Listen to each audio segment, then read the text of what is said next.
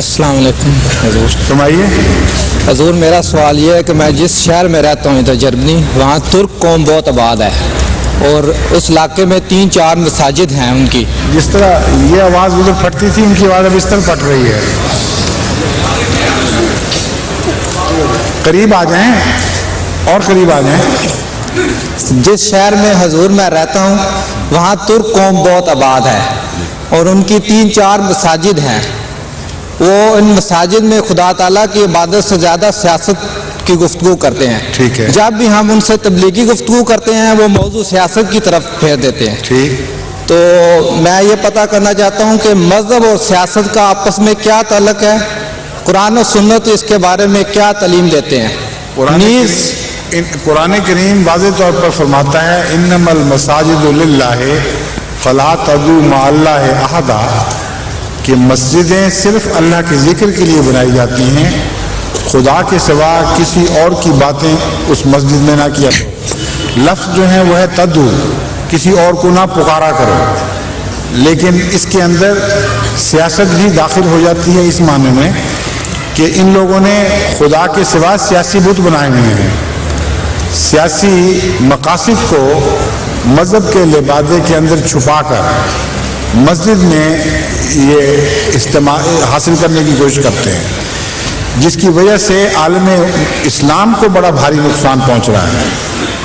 کیونکہ حکومتیں اپنی سیاست کی حفاظت کی خاطر پھر مسجدوں پر پابندیاں لگاتی ہیں، وہاں جاسوس بھیجتی ہیں.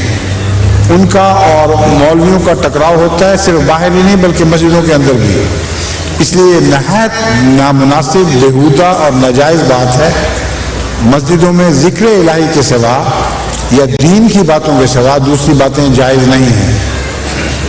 وہ اس کی بیس یہ بناتے ہیں کہ چونکہ آن سلم نے از ایک آزاد حکومت کی ہے خود، اس لیے بھی ایک مذہبی رہنما کو خود سیاست کا حق ہے. یہ سب نفس کے بہانے ہیں. حضرت صلی اللہ علیہ وآلہ وسلم نے مسجد میں حکومت کا اڈا کبھی نہیں بنایا.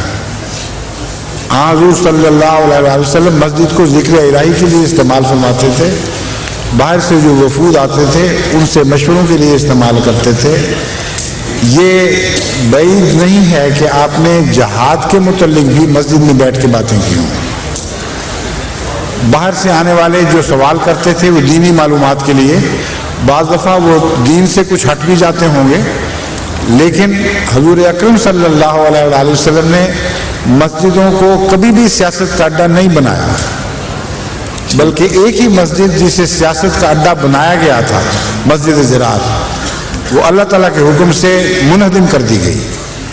بس وہ مثال کافی ہے کہ اگر مسجدوں کو سیاست کے اڈے بناؤ گے تو خدا کے نزدیک وہ مسجدیں خدا کے ذکر سے خالی ہو جائیں گی اور اس لائق نہیں ہوں گی کہ وہاں خدا کے نیک بندے نمازیں پڑھیں.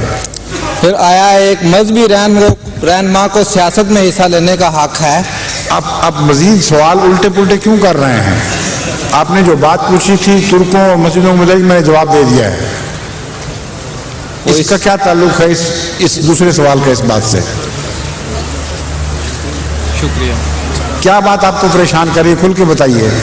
وہ یہی چاہتے ہیں کہ وہ خود مذہبی رہنما کے طور پہ سیاست میں بھی آگے آئیں.